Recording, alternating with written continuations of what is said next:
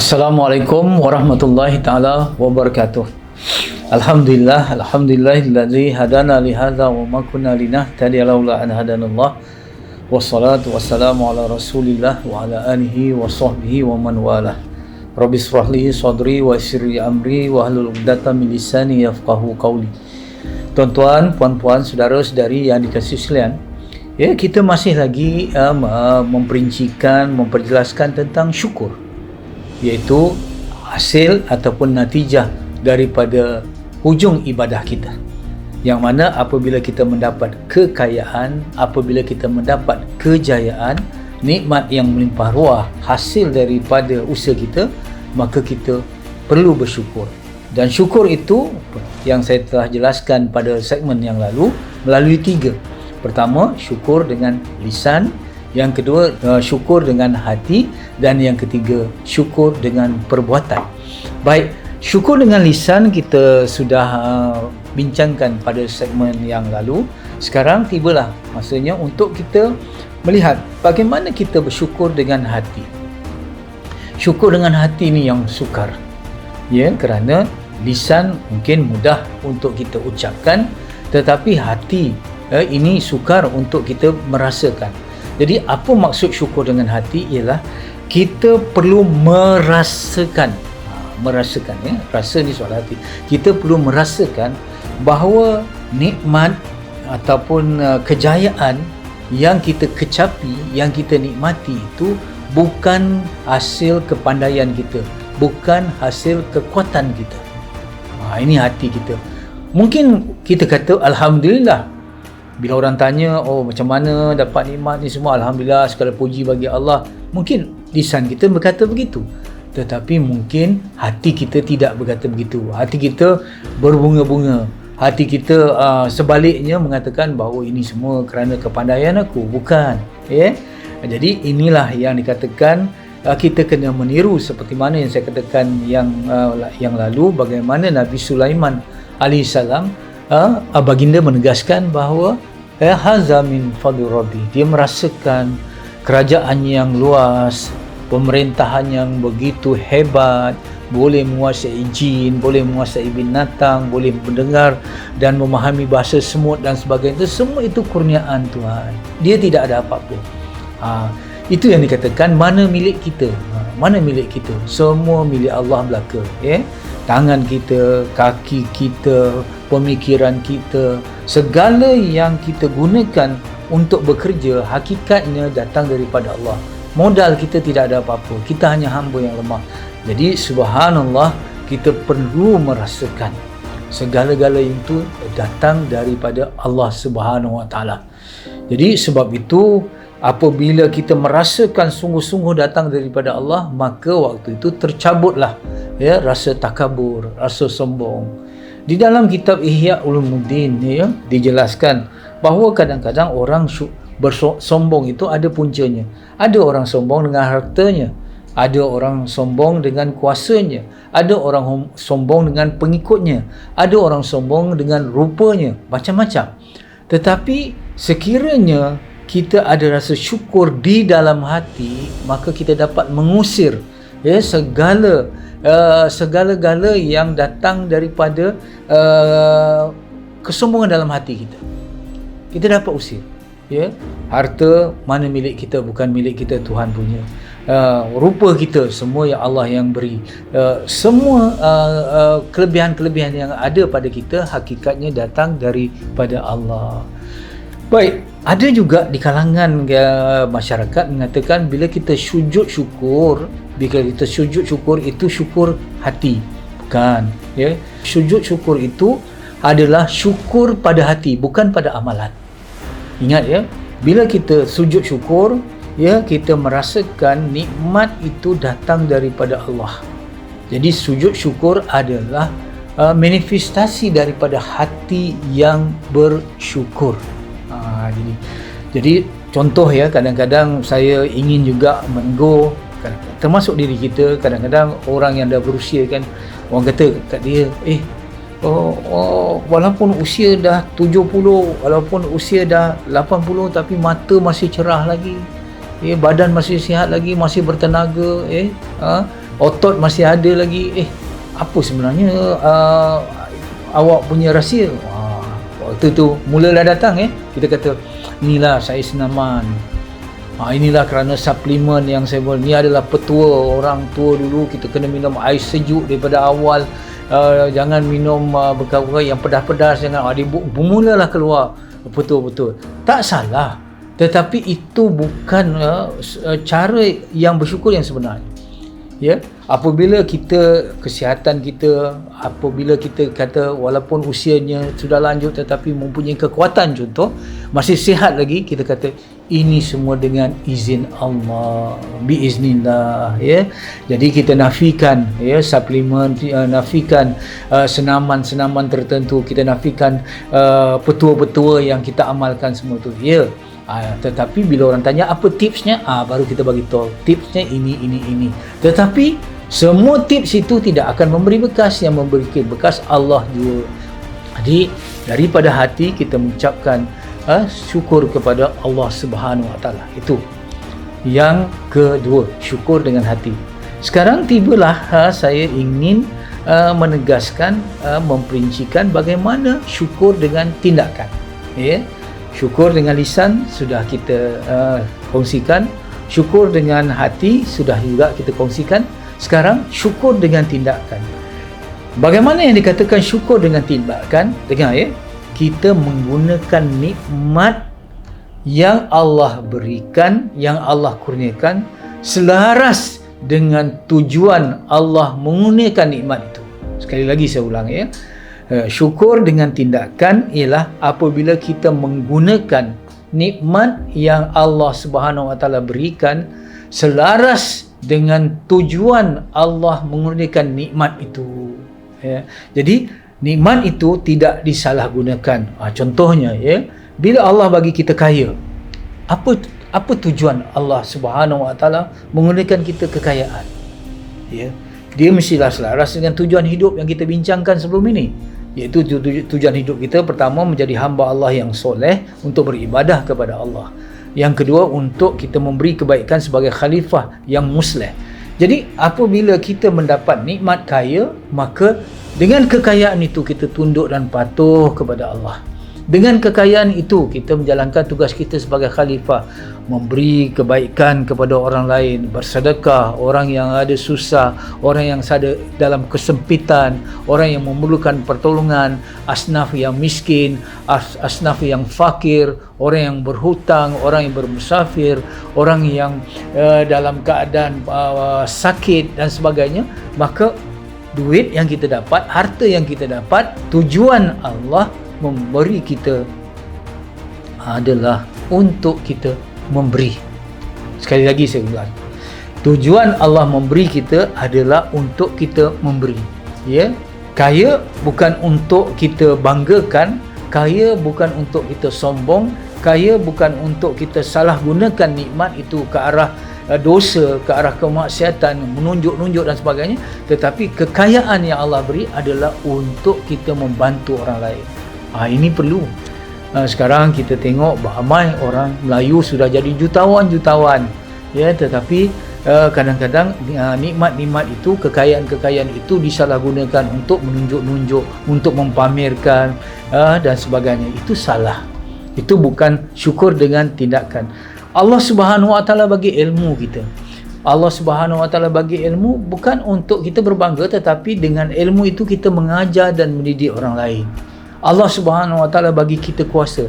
Kuasa itu Allah Subhanahu Wa Taala berikan atas amanah untuk kita melindungi dan memberi keadilan kepada orang yang kita kuasai. Pemerintah untuk memberi keadilan kepada rakyat, ketua untuk membela pengikut dan sebagainya. Jadi kalaulah kekuasaan yang kita dapat itu untuk kita manfaatkan hanya untuk diri kita, keluarga kita, ataupun kroni-kroni kita saja, yang itu yang dikatakan tidak bersyukur dengan kuasa.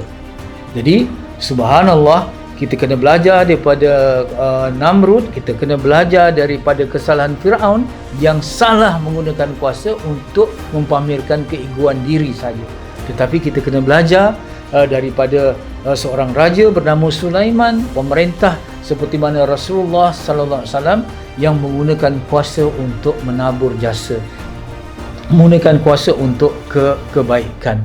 Baik, kadang-kadang kita dengar ya, saudara-saudari yang dikasihan, kalimah-kalimah ataupun lagu-lagu yang tidak tepat tentang syukur. Dia kata syukur itu bukannya susah, mudah saja syukur. Sebenarnya syukur tidak mudah. Ya, saya dah katakan dalam segmen yang lalu, syukur ini sukar. Sebab itu untuk menjadi hamba yang bersyukur lebih sukar daripada untuk menjadi hamba yang sabar. Kerana apa? Orang yang mampu bersyukur hanya orang yang boleh melihat kelebihan dirinya. Kita kadang-kadang dalam hidup kita tidak bahagia, ya, kita tidak ada lapang dada, kita tidak tenang kerana kita memikirkan apa yang tiada, bukan kita memikirkan apa yang ada.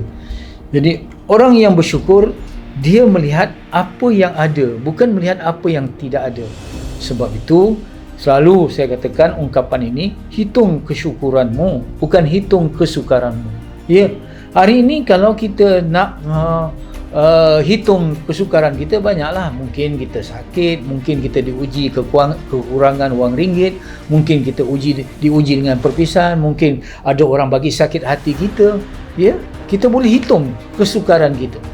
Tetapi alangkah indahnya dalam hidup ni kalau kita hitung kesyukuran kita. Alhamdulillah, kita masih bernafas, kita masih boleh bertutur, mata kita masih boleh melihat, telinga kita masih boleh mendengar, kita ada anak-anak kita, orang di sekeliling kita, masih ada yang rezeki untuk kita makan dan sebagainya. Jadi subhanallah, sebab itu ya, di dalam soal bersyukur ni ada kaedah ataupun ada caranya untuk kita dapatkan rasa bersyukur. Iaitu apa dia? Dalam soal nikmat di dunia ini, kita kena melihat orang yang di bawah kita. Dalam nikmat, kita kena lihat orang yang di bawah, orang yang lebih kurang daripada kita. Mungkin kita naik basikal, kita nak ada basikal saja. Jangan lihat orang yang ada kereta, orang yang ada motor, lihat orang yang berjalan kaki. Kalau kita berjalan kaki, lihat orang yang tidak ada kaki contohnya. Ya, begitu. Ya, kalau kita rumah teres, misal kita alhamdulillah syukur ada orang yang rumah setenggan. Ya, jangan kita rumah teres, kita tengok banglo, kita tengok villa, kita tidak akan bersyukur. Sebab tu kita kena lihat orang yang di bawah kita untuk kita bersyukur. Orang yang kekurangan daripada kita. Apa yang diberi sebenarnya lebih banyak daripada apa yang kita minta dalam kehidupan ini. Sebab tu saya masih ingat lagi kata-kata seorang ulama. Dia kata apa? Ketika seorang hamba berdoa minta itu dan ini, seorang ni dia minta, ya Allah ini, minta ini, minta ini. Apa kata ulama tu? Seketika hamba meminta kepada Allah itu dan ini, permintaannya banyak, tetapi apa yang telah diberikan oleh Allah kepadanya lebih banyak lagi. Lebih banyak lagi sebenarnya. Sebab itu subhanallah ya, kalau kita dalam kehidupan kita ini hendaklah kita senantiasa ya melihat kebaikan-kebaikan yang telah Allah berikan kepada kita. Sebab itu kita diajar untuk bersyukur ya. Sebab itu pernah satu ketika Rasulullah sallallahu alaihi wasallam ya memegang daripada belakang Sayyidina Muaz bin Jabal. Rasulullah SAW begitulah ya, bukan saja baginda mengucapkan perhargaan dengan lidah, tetapi baginda menghargai sahabat-sahabatnya dengan sentuhan. Jadi Rasulullah SAW pada satu ketika lalu di belakang Muaz bin Jabal. Setelah memberi salam, Rasulullah terus memeluknya. Rasulullah kata, wahai Muaz, aku mencintaimu kerana Allah. Aku mencintaimu kerana Allah ya. Subhanallah, tak dapat bayangkan ya bagaimana ya kalau kita dibuat begitu oleh baginda Rasulullah sallallahu alaihi wasallam. Dan baginda meneruskan ya, aku cinta padamu kerana Allah. Oleh itu Muaz ya, jangan kau lupa berdoakan ini. Ini doa yang diajar ya. Allahumma a'inna ala zikrika wa syukrika wa husni ibadatik. Ini ya.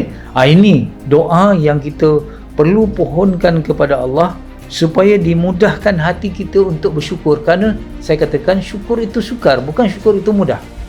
Ya, apa dia? Ya Allah, Allahumma a'inna ala zikrika, permudahkanlah hatiku ataupun bantulah kami untuk mengingatimu.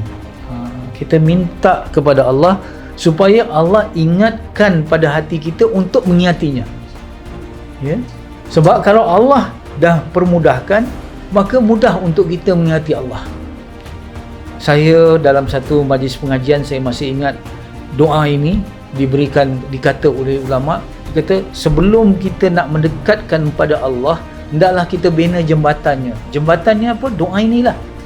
Jembatan ini kita kena bina dulu. Ya Allah, yang pertama, Allahumma a'inna ala zikrika, ya Allah bantulah kami untuk mengingatimu, dan bantulah kami untuk wasyukrika, untuk mensyukuri nikmatmu, ya, dan bantulah kami untuk memperindahkan ibadah kami kepadamu.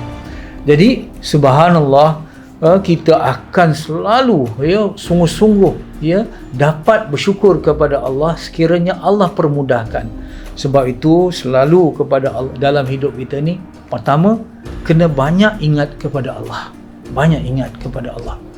Bila kita banyak ingat kepada Allah, kita akan banyak menyebut nikmat-nikmat Allah, menyebut nikmat-nikmat Allah, yang mana setiap ketika, apabila kita makan, apabila kita minum, apabila kita berpakaian, apa saja yang kita lakukan, kita sentiasa merasakan semua tu nikmat Allah. Memang sukar untuk kita menghafal doa berpakaian. Contoh, kalau doa musafir tu kita boleh ingatlah, doa kita makan ingatlah, kita katakan doa nak tidur boleh ingat, doa bangun tidur kita boleh ingat. Tetapi doa buka pakaian, doa pakai kasut, semua ada doa tu. Apa artinya doa-doa itu? Doa-doa itu adalah talian untuk kita berhubung kepada Allah dengan rasa kesyukuran. Dan akhirnya, walaupun kita sering mendapat nikmat, tetapi kita tidak terikat dengan nikmat-nikmat itu. Saya dah katakan, kita dalam hidup ini untuk kita rasa bahagia, jangan kita rasa memiliki, jangan rasa kita dimiliki. Kita jangan rasa memiliki. Nikmat-nikmat ini kita hanya memegang amanah. Sebab itu dengan rasa bersyukur, kita melihat Allah yang memberi nikmat, bukan nikmat itu saja. Itu satu. Yang kedua, kita akan senantiasa merindui Allah Subhanahu Wa Taala yang memberi kebaikan pada kita. Contohnya, orang yang paling kita rindui dalam hidup ini ialah ibu kita yang membawa kita lahir ke dunia. Kita merindui ayah kita yang menjaga kita daripada tapak tangan sampai kita dah besar begini. Kita merindui kalau mereka sudah meninggal dunia, paling kita rindui adalah untuk bertemu dengan ibu bapa kita yang telah meninggal dunia. Kita harap kita akan bertemu mereka di dalam syurga. Tetapi tentulah kita merindui Allah Subhanahu Wa Taala yang memberi ibu untuk kita, yang memberi ayah kepada kita, yang memberi bulan, bintang, matahari dan segalanya untuk kita. Dan akhirnya insya-Allah kita akan ada rasa untuk bertemu dengan Allah Subhanahu Wa Taala. Sebab itu subhanallah, kita lihat dalam kehidupan ini, kalau kita lihat tradisi-tradisi orang-orang yang dekat dengan Allah Subhanahu Wa Taala, mereka sentiasa merindui Allah Subhanahu Wa Taala kerana mereka sentiasa merasai setiap detik, setiap saat mereka sedang mendapat nikmat daripada Allah Subhanahu Wa Taala. Wa in ta'udu nikmatullah la tuhsuha. Dan Quran kata, kalau kita nak menghitung nikmat Allah, nescaya kita tidak akan dapat menghitungnya. Pakailah kalkulator, pakailah alat apa saja untuk hitung nikmat Allah. Bukan saja sepanjang hidup kita, kalau daripada bangun tidur tadi sampailah saat ini, rakaman ini dibuat, saya nak menghitung nikmat daripada Allah. Nikmat mata, nikmat telinga, nikmat oksigen, nikmat boleh berpijak di bumi, nikmat makan, nikmat minum, nikmat ini, nikmat ini, nescaya tidak dapat terkira. Sekiranya menghitung nikmat Allah pun kita tidak dapat mengiranya, apatah lagi untuk kita membalas nikmat Allah itu. Nescaya kita tidak akan dapat balas. Kalau menghitung pun tak dapat, apatah lagi kita untuk membalas. Artinya, kita mesti sedar diri bahawa kita adalah orang yang senantiasa berhutang dengan Allah Subhanahu Wa Taala. Kita sentiasa orang yang berhutang dengan Allah Subhanahu Wa Taala. Kalau kita nampak ataupun kita berjumpa dengan orang yang kita berhutang tetapi kita belum membayarnya, tangguh-tangguh, ataupun kita malu, kita tak dapat nak bayar sebab banyak hutang kita padanya, kita jumpa dia malu. Kalau dapat lorong ni di jalan, kita nak lalu lorong raya. Sebab apa? Kita malu jumpa dia. Apatah lagi dengan Allah, sepatutnya kita rasa malu sungguh-sungguh kerana nikmat yang Allah berikan itu kepada kita kalau kita tidak dapat membalasnya. Dan cara membalasnya ialah dengan kita bersyukur. InsyaAllah bersyukurlah, Allah tambah. Tetapi sekiranya kufur, maka azab Allah maha pedih. Sekian, Assalamualaikum warahmatullahi taala wabarakatuh.